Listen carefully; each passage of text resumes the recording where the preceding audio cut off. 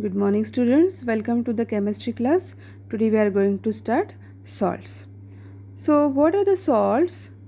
See example here I have given hydrogen chloride and sodium, right? So sodium when reacts with hydrogen chloride, here hydrogen get replaced.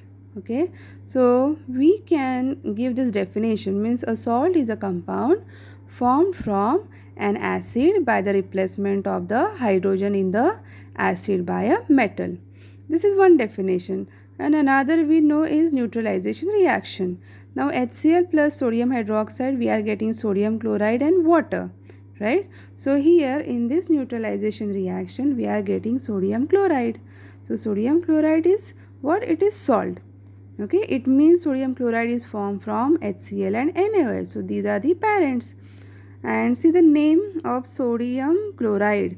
Sodium is what? It is cation, Na plus, that we have derived from base sodium hydroxide, and chloride is anion, and that we have derived from hydrogen chloride. Okay, see here I have given you one list. Okay, the salts of hydrogen chloride acid, they are known as chlorides, means sodium chloride, ammonium chloride, calcium chlorides. Okay, so those are chlorides. And salts of hydrogen sulfate, okay, they are known as sulfates. Copper sulfate, then calcium sulfate, sodium sulfate. Okay, salts of nitric acid are called nitrates. Okay, so sodium nitrate, potassium nitrate, these are belongs to this family of nitrates. Salt of carbonic acid, they are called carbonates. Okay, sodium carbonate, calcium carbonate, magnesium carbonates, and the salt of acetic acid are called acetates. Okay, so it is given to you, just go through it. Here I have given you a list of some important salts. Okay, so by cross method you are supposed to write the formulae. Okay, you should know the valences of cations and anions, then that will be easy for you. Next, few properties I have written. Salts are mostly solids, they have high melting point. Why high melting point? Because salts are ionic compounds. Yes, and ionic compounds are strong, ionic bonds are strong, therefore more heat is required to break down those salts, and therefore they have high melting point. They form aqueous solutions with water, and therefore they are good electrolyte, or they conduct electricity. Why do they conduct electricity? Because of cations and anions. Family of salts. What do you mean by family of salts? Means salt having the same cation or anion are said to belong to a family of salt. Now see, this is sodium family, NaCl, Na2SO4. Okay, so here cations are same. This is chloride family, so NaCl and KCl. So what is common here? Chloride ion. Okay, negative anion. Check this list. Here I have given you salts, base and acid. As I told you, cations are derived from bases and anions are derived from acids. See this example, K2SO4. So potassium is derived from this base. Okay, so what is common in all bases? Hydroxide ion. What is common in all acids? H plus ions, right? So K will go with OH and we'll be getting potassium hydroxide, and sulfate ion will go with hydrogen and we are getting H2SO4. Sodium sulfate, yes, NaOH is base and sulfuric acid H2SO4 sulfate, right? So H2SO4. Calcium sulfate, so calcium hydroxide and H2SO4. You just only have to add OH here and hydrogen here and check their valency, and by just crossing it you will be getting respective acid and base. MgOH twice, sulfate means H2SO4. Copper, CuOH twice, sulfate means H2SO4. NaCl, so NaOH and HCl. NaNO3, yes, NaOH and HNO3, 1 plus 1 minus valency, so we are getting HNO3 acid. Na2CO3, so NaOH is salt, and carbonate, so H2CO3, because the valency of carbonate is 2 minus, therefore our acid is H2CO3, carbonic acid. Ammonium chloride, NH4OH, and H will go with this Cl, will be getting HCl acid. This is sodium acetate. Okay, so in sodium acetate, sodium is cation, so it will go with OH and we are getting sodium hydroxide, and the remaining acetate part will go with hydrogen to form what is this CH3COH? Acetic acid. Okay, pH of salt solutions. See, the acidic and basic nature of some salt solutions can be explained on the basis of hydrolysis of salts. So hydrolysis means splitting up of a compound by the action of water.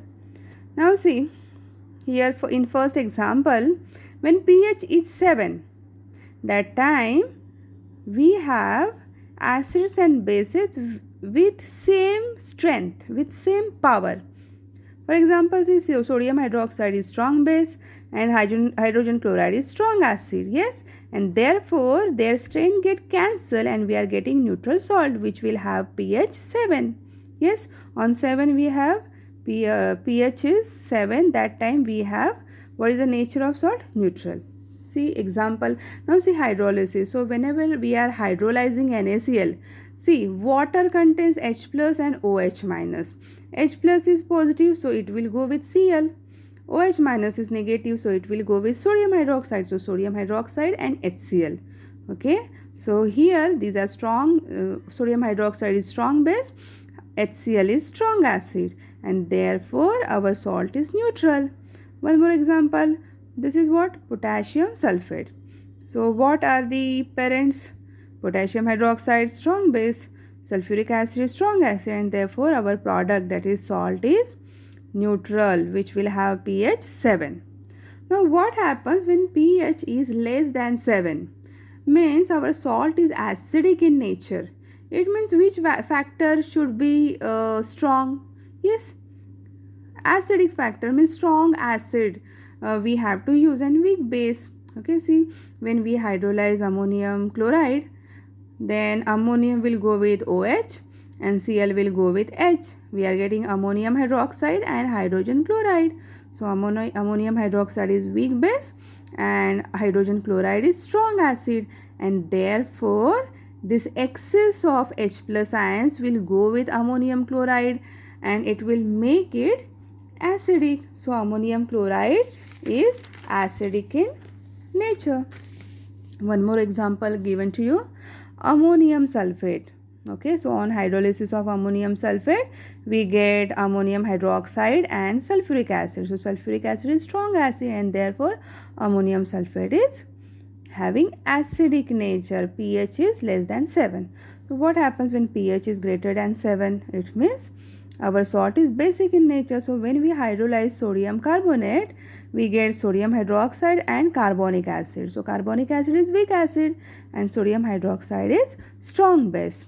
Next example, sodium acetate. On hydrolysis of sodium acetate, we are getting sodium hydroxide strong base and CH3COOH, that is weak acid, and therefore our salt is basic in nature. Okay, so acidicity or basicity of salt depends upon the what reactants, okay, from where we have got those salts. Okay, in reactants, if both are having same strength, means strong acid strong base, our product is neutral. If weak acid and weak base, then also our product is neutral.